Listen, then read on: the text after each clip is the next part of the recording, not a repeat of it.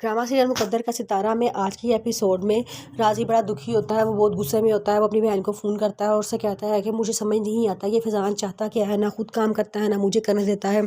तुम्हें पता है उसने कारोबार में से करोड़ों रुपए का गबन किया है और इस बात का सफदर साहब को नहीं पता।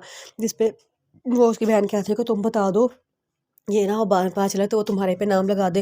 राजी कहता है मैं कैसे बता सकता हूँ, मैं क्यों पढ़ूँ इन कामों में, मुझे इन कामों में नहीं पढ़ना। वो मुझसे ऐसे एक्ट करता है जैसे वो किसी मालिक का बेटा हो और मैं कोई हकीर सा मुलाजिम हूँ उसके ऑफिस में। उसकी बहन कहती है कि भाई परेशानी वाली कौन सी बात है, सच तो आखिर यही है ना कि हम वहाँ पे हकीर से मुलाजिम है और वो वाकई ही मालिक का बेटा है।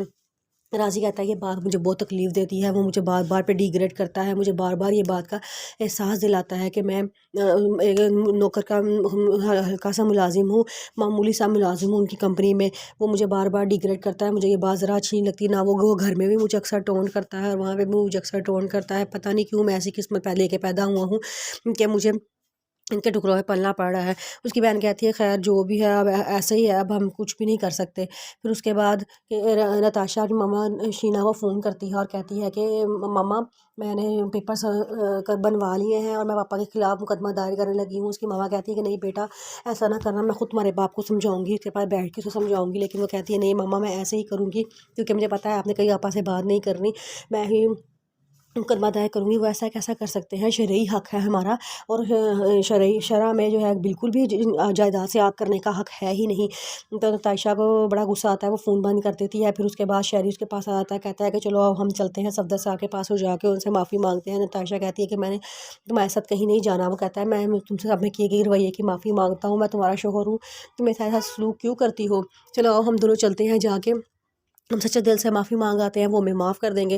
लेकिन नताशा कहती है कि नहीं मुझे तुम्हारे साथ कहीं नहीं जाना, यहाँ तक कि मैं तुम्हारी बात तो क्या तुम्हारी आवाज़ भी नहीं सुननी, मैं जा रही हूँ यहाँ से। ये कह के वो दूर चली जाती है और जाके फ़ोन में मोबाइल लेती है और अपनी दोस्त फ़रियाल को फ़ोन करती है और कहती है कि तुम्हारे पापा तो फैमिली लॉयर है ना हमारे घर के, मुझे उनसे काम है। उसकी बहन कहती है फ़रियाल कहती है कि क्या काम है, तो वो कहती है कि मुझे ये काम है कि एक तो मैंने अपने शहरी से खुलानामा दायर करवाना है, शहरी से मैंने खुला लेनी है, ठीक है। मैं ऐसे धोखेबाज फरेबी इंसान के साथ नहीं रह सकती। पता नहीं मेरी अकल पे कौन से पर्दे पड़ गए थे जो मैं अपने बाप का घर छोड़ के छोटे से घर में आकर रह रही हूँ।